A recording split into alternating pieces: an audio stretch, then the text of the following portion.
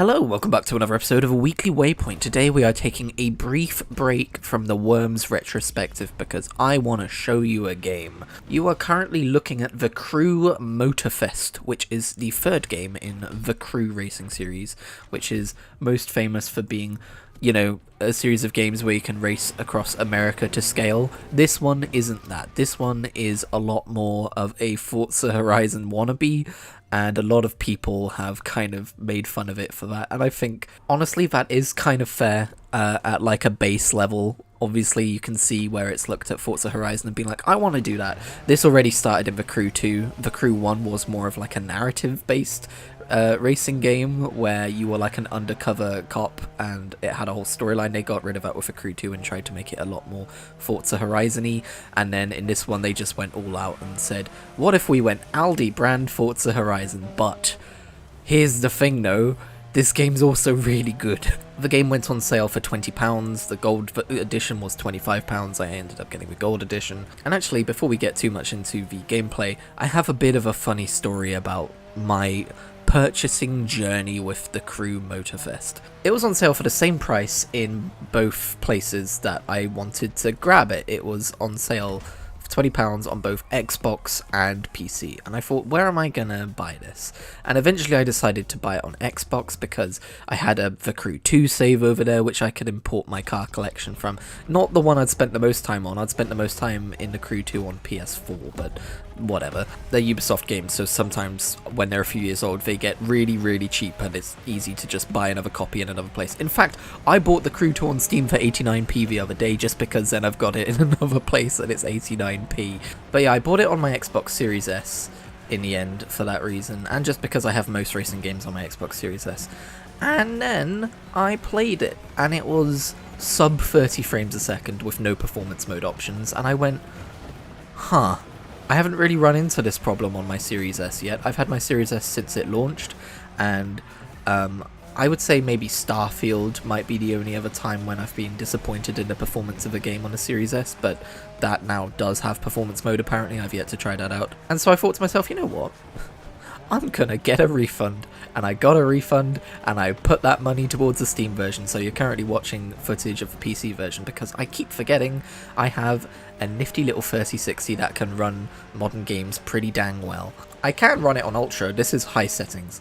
I can run it on Ultra, but it does get the occasional frame hitch, and I'm someone who very much prefers like frame rate perfection, so yeah, I'm playing on high. And I also, pleasingly, even though this is only a game that came out last year, have it installed on my external SSD. Although actually this game is only like 45 gigabytes, which is pretty good for a modern racing game. And it's fine. The loading times aren't that bad, and you almost never get a hitch. It's fantastic. And look, the game is gorgeous.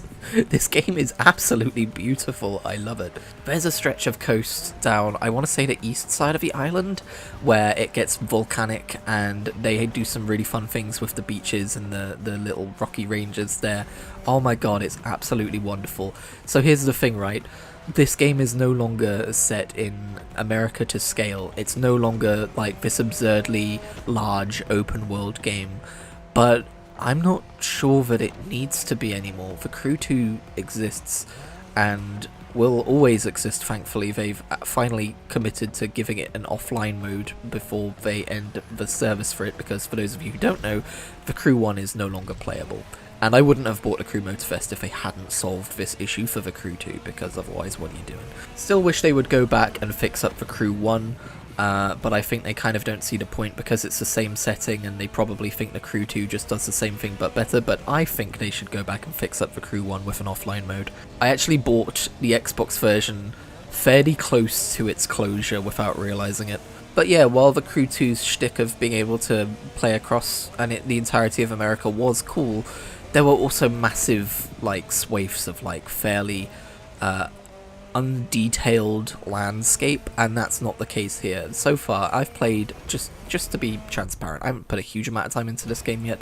I've got 6 hours on record, I just checked, but from what I've seen of the island, it is way more detailed than the Crew 2's world was, and I love it for that. People complain that it's taking too many cues from Forza Horizon, but my point is, if it does it well enough, and if it does enough things differently that Forza Horizon players have wanted, such as there's a playlist for Japanese car culture and racing, and they do a really good job of kind of bringing Japan to Hawaii, and also this particular location for an open world racing game is also something that's highly requested, because there's a game called Test Drive Unlimited where this was the open world location, and it's pretty famous for that. People love it here. I am people, it is me. If Forza Horizon's not doing that, but the Crew Motorfest is, and it's doing it well, why shouldn't we celebrate the Crew Motorfest for doing it? I have an alternative to Forza Horizon that I also really enjoy. That's only a good thing. Compared to the Crew 2 as well, vehicle handling has been greatly improved. Like, I didn't mind the racing in the Crew 2, but it definitely felt a lot, like, cheaper, if you know what I mean. Whereas this feels a lot more like a modern, like, almost Forza-like racing game. It's not as realistic as Forza racing, of course, but it's brilliant in its own right, in my opinion. And what you're seeing here is my first attempt at something called a Grand Race, which is a new thing for Motorfest, where you take place in this kind of triathlon thing. They make use of their quick car swapping technology to kind of like put you through different categories of racing within the same race against a large amount of other players. And I've only done these 2 grand races that are in this video, but you know what, it was really fun. I've been playing some Forza Motorsport online recently, and of course this is a very different kind of racing game, so it's fun to go from like the standard careful, controlled, don't bump into each other thing to just hectic. There are 32 or 26 cars on the track right now, and you're just going to be bashing into each other a lot, but that's fine. It's very arcade, and I like it a lot. That being said, I don't know which cars are good yet. I don't know. I know that they kind of like make everyone's performance parts the same, so it's kind of more evened out that way, so you can approach it from any time without needing a garage full of like high performance parts cars to engage in online. I appreciate that, but yeah, at the same time, I don't necessarily come in a very high place in either of these races, but you know what? It was fun, and that's what matters. Beyond that, they're still doing their kind of live event system where it's like, oh, we give you 9 things to do, and there's leaderboards, and you get rewards based on what kind of category you finish in the leaderboards at the end of a week. I still don't love that, because you can put in a lot of work at the start of a week, and then by the end of a week you could have dropped down and not realized it and not got the rewards you spent a lot of time working towards. But hey ho, there's also other rewards to get for just participating, so that's nice. Anyway, yeah, I foresee myself spending a lot of time in the Crew Motorfest. I love how it runs on my PC. I love how it fits snugly onto my external SSD with no real drawbacks for being there, unlike another game I'm about to talk about. And it's nice to have one of these kinds of games on my PC. I'm very happy with it. Anyway, that's a game I bought this week, but there was also a game I was gifted this week by my good friend Cami. Horizon Zero Dawn is a game that used to be a PS4 exclusive title, and I did own it over there, but I never got very far through it, despite really enjoying what I played of it. So this time around I've decided to dedicate myself to it a little bit more, and I've got further through it, and I'm going to talk about it. And yes, this is the other game I was talking about. I have this installed on my external SSD as well. I thought it'd be fine because it's a game from like 2017, it's a port from like 2020 or 2021 or something, but actually it takes forever to load up. It's fine after I've loaded it up, I don't notice any problems, but it does take like 5 minutes, it feels like, to load up. It's probably not 5 minutes, but it feels like it. But yeah, I've been adventuring as Aloy and exploring this post-human world, it feels like. So if you don't know, Horizon Zero Dawn is a world where humanity fell probably centuries ago, so there's like ruins of skyscrapers and stuff, but you don't go to them a lot. You don't go to them all the time. But there's this really interesting like tribal culture above land, and you play as Aloy, who's like an outcast for reasons we don't know of, and it's a really good RPG. Gameplay wise, apparently it's a bit hit or miss. For me, it's a hit. I really like it. It reminds me a little bit of Assassin's Creed, except you're assassinating robot dinosaurs instead of people a lot of the time. But also it's very bow and arrow based as well, and you can like craft upgrades, and it's just really good, and it also looks pretty nice on PC. It's a world I'm really excited to explore more of. I've just got past what I would call the first act or the first opening kind of zone, and I'm just going out and exploring the wider world now. I've just been really enjoying the world building, and there's still so many questions I left to like answer. And it's so fun to be like, okay, so these people think this is going on, but they don't know about technology, and I do, so like, what's actually going on here? I'm so curious to learn about the fall of civilization and what the hell is going on with these robot dinosaurs, but nobody else seems to be. They're not all dinosaurs, to be fair. Some of them are like robot, like antelopes. But yeah, I've been taking some clips, so there'll probably be a video about it eventually. In terms of other video games, I've also been playing a lot of Dragon Quest Monsters. I've just reached the middle echelons. If you're interested in seeing my Dragon Quest Monsters gameplay, there is a video on the channel, which currently does not have hardly any views. It's interesting, whenever I do like a Pokemon style video on the channel, it also gets hardly any views. Is monster taming just like a thing that for whatever reason people on this channel aren't interested in watching? I don't know, it's so strange. I have an entire video series of my adventures playing Pokemon Arceus, Pokemon Legends Arceus. It's called Adventures in Hisui, and I remember that I just consistently got like no views. I was so confused. Probably quite old at this point, so, you know, the old crunchy microphone won't help if you go back and watch it. But yeah, I've been really enjoying Dragon Quest Monsters, besides bumping up against a few things of frustration, but other than that, it's a learning experience. I've not played a Dragon Quest Monsters game before, and it's very different to Pokemon, actually. I'm also very curious to see how it connects more with Dragon Quest IV, which I've not yet played. It's making me want to play Dragon Quest IV. I actually have played a little bit of it recently. I haven't been playing Animal Crossing as much. I'm a little paranoid because I was really enjoying playing the Animal Crossing GameCube game, but I know if I spend too long away from that save, it's going to get full of weeds and all my villagers are going to move out and it's not going to be any fun. So I'm wondering if there's any way to like alter the clock on that and just like play it one day at a time at my own pace. Because I've got a video ready to edit for that as well. And it would be kind of lame to be like, hey, here's my Animal Crossing GameCube adventures. And then the next video just be like, okay, so I let my town go to shit immediately. But no, there is one game which I've been playing a ton of this week. And it's gaining hours on my Steam profile. It's moving up in the ranks of my most played games. And it's a little bit embarrassing that it is. Because that game is Coloring Pixels. And if you don't know, Coloring Pixels is a free game on Steam where you basically have a bunch of colours at the bottom. So, for instance, 1 is blue, 2 is pink, 3 is green, etc. And then you have a picture, which is just a bunch of pixels, and you choose a colour, and you colour in the pixels, and at the end of it, you have a full pixel art picture to look at, and you get an achievement for every single one. And there's hundreds and hundreds and hundreds of them, but only like the first few books are free. But don't worry, I've got 60 hours in the game now, and that's all on the free stuff. Now, to be fair, Coloring Pixels is more popular than some MMOs I've played. There are currently 400 people playing it right now. You may quickly be realizing that by some MMOs I've played, I'm talking about the obscure ones. But all the same, you might be wondering, Christian, why have you spent 60 hours in Coloring Pixels? Well, it's really good for when I'm listening to audiobooks. Oh my god, it's the perfect Zen combination. And as you may have seen on my channel this week, I finally finished The Wheel of Time.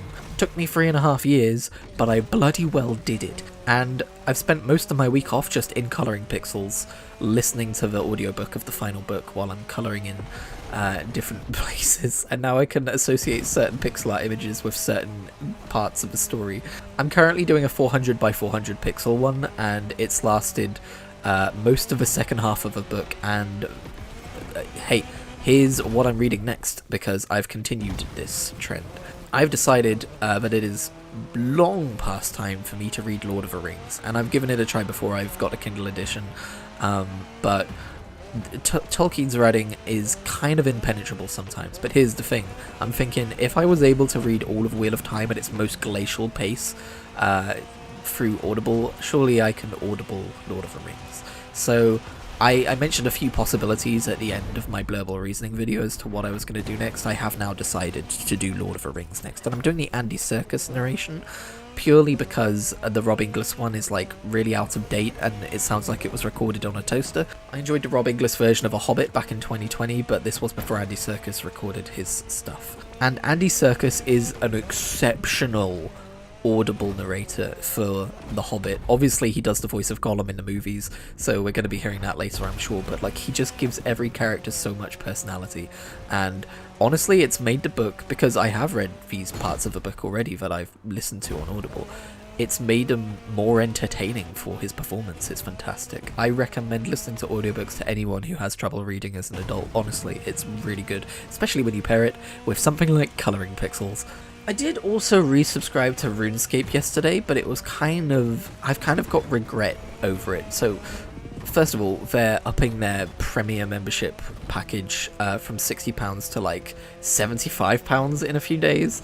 And I was, FOMO was itching at me to like, hey, maybe you should grab that before they put the price up. But I held out and I just got a month because I don't like those tactics, man. But even then, because I'm not a Premier member anymore, I've lost a lot of bank space. I forgot they did that, so I logged in and I suddenly realized that I was over in bank space and I need to like sort out a bunch of my items to make sure that I've got bank space to use again. And all I really wanted to do was log on and train woodcutting while I listened to audiobooks, so I just kind of closed the game and went back to Colouring Pixels. So I don't know what I'm going to do about that. Honestly, I might just play old school RuneScape instead and continue my adventures over there. But the RuneScape itch has been tugging at me a little bit, and I was going to leave it a little bit later. I was going to leave it till like October time, but I don't know, man. I'm clearly not playing Guild Wars 2 anymore, so I could probably play a bit of WoW and a bit of RuneScape side by side. But like I said, the whole bank space thing really bummed me out, and I was like, eh. I've only got to get rid of like 50 items or whatever out of like 900.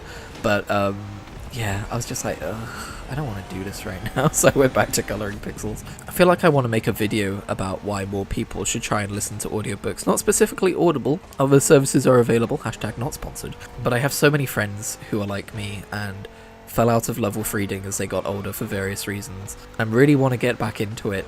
And I keep telling them, like, try audiobooks, and they're always like, and I don't know how to break through to them and be like, just fucking try it. Like, obviously it's not going to be for everyone, but I bet that for many of them, they would have the same revelation that I've had, which is, oh, I can listen to an audiobook while also doing like a simple empty-headed meditative game or a menial task which I need to do in life, and I will be just as immersed in the book, if not more so, than I would have been if I had sat down and read the physical book or the Kindle book or whatever. I've had some people say to me like, oh, you're not really reading the book though, are you? And I hate it, because it's if I have the same level of immersion as I would have had while reading the book, if I can still, when you read a book, right, and you start picturing the events, you stop seeing the words and you start picturing the events instead. I get that with Audible too. There's no difference. I still understand the story in the same way. I'm still immersed in it in the same way. I don't understand why people get so weird about it. I'm so excited that there are still so many books I've got to read. Like, I want to read everything Sanderson's ever done. I want to read the Shannara books. I want to read all the Robin Hobb books, and some of them I'm going to read as physical books, but a lot of them I'm going to do audibly. And, even this game, like the Crew Motorfest, a lot of it is like, oh, they have kind of a narrative in some of their playlists, but if I was just doing grand races, I could easily listen to an audiobook while I was doing this. Probably. I know I could do it in Forza Motorsport. Maybe this would be a little bit too fast-paced, but still, I will die on this hill. This is a hill I will plant my flag on and die on. Anyway, rant over. Thank you very much for watching this episode of The Weekly Waypoint. Let me know what you thought down below if you like. Don't have to. I'm not your dad. But if you do like the video, maybe come back next week for another one. There will definitely be another one. Weekly Waypoint episode 336 coming at you soon. Coming soon to a YouTube near you. Bye.